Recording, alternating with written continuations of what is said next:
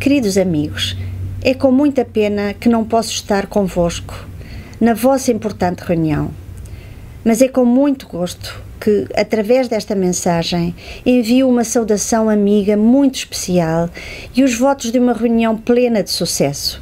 O tema da Conferência de Dakar é de decisiva importância para a salvaguarda dos direitos da criança e constitui uma ocasião estratégica para garantir a sua salvaguarda efetiva para as crianças privadas de proteção familiar. Chers amis, la Convention des droits de l'enfant, l'étude des Nations Unies sur la violence à l'encontre des enfants et les lignes directrices des Nations Unies relatives à la protection de remplacement pour les enfants se renforcent mutuellement et constituent un cadre normatif essentiel pour la réalisation des droits des enfants, y compris ceux qui sont privés de protection parentale. Le rôle de la famille s'avère essentiel pour protéger et soutenir l'enfant dans son développement et épanouissement. Et l'action de l'État demeure impérative et indispensable pour appuyer les parents dans leurs responsabilités décisives.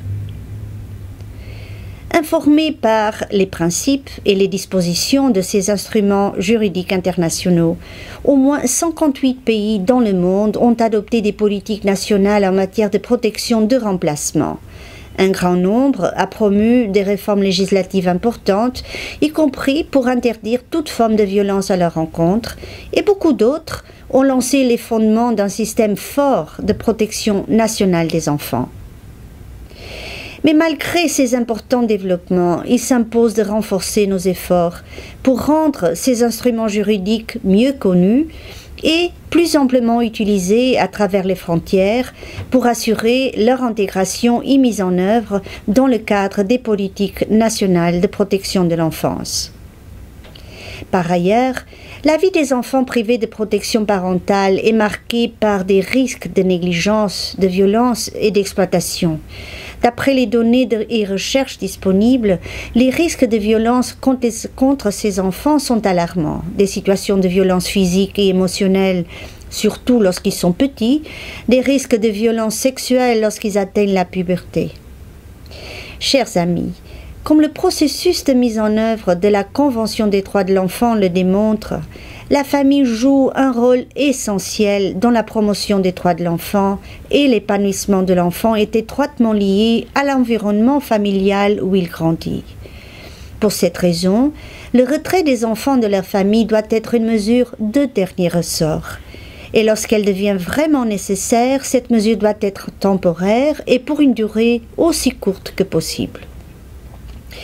Lorsqu'un enfant est placé dans une institution, très souvent où le personnel est mal formé, mal payé et aussi frustré, les risques de violence augmentent, tant la violence physique que verbale et psychologique et sexuelle. Les enfants placés en institution sont souvent laissés sans surveillance et sans appui, parfois aussi dans des conditions vraiment inhumaines. Les enfants handicapés sont souvent parmi les plus vulnérables. Enfermés, ligotés, parfois même sous l'argument de garantir leur propre protection, ils sont des victimes fréquentes de mauvais traitements ou se voient administrer des médicaments pour éviter de perturber d'autres enfants ou le personnel. Parfois, ils demeurent presque oubliés, sans examen ou évaluation efficace de leurs conditions ou des raisons qui ont dicté leur placement. Il s'avère vraiment urgent de changer cette situation et j'aimerais partager avec vous quelques réflexions que j'espère pourront appuyer vos importantes délibérations. Tout d'abord, à la lumière des instruments juridiques internationaux des droits de l'enfant, il est urgent et impératif en fait de refléter dans la législation nationale les dimensions clés des lignes directrices relatives à la protection de remplacement pour les enfants. Il faut également introduire dans tous les pays une prohibition légale claire de toutes les formes de violence à l'encontre des enfants, à tout moment et dans tous les contextes. Deuxièmement, il est essentiel d'investir dans la prévention, la sensibilisation, la recherche, afin de briser l'invisibilité et lutter contre la discrimination et la violence qui touchent la vie des enfants privés de protection parentale. Troisièmement, il est essentiel de soutenir les familles, de promouvoir la parentalité positive et d'assurer surtout l'accès aux services sociaux de base, des services respectueux des droits de l'enfant et des services accessibles et efficaces pour combattre la violence et toute autre atteinte aux droits des enfants sans protection parentale.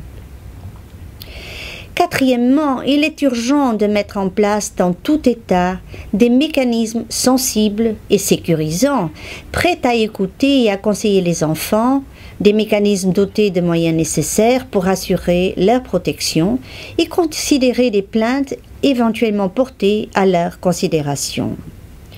Enfin, pour être efficace dans nos efforts, il est essentiel de joindre les mains avec les enfants mêmes, y compris les enfants vulnérables. Il faut les écouter et associer dans la promotion de leurs droits et dans la recherche de solutions pour prévenir tout risque de négligence, d'abandon ou placement illégitime. Chers amis, ces prochains jours à Dakar, vous allez discuter des moyens pour mettre en avant les dimensions clés des lignes directrices des Nations Unies en Afrique pour prévenir et éliminer toutes les formes de violence contre les enfants. Je vous souhaite une réunion pleine de succès et j'espère continuer à bénéficier de votre coopération. Merci et à bientôt.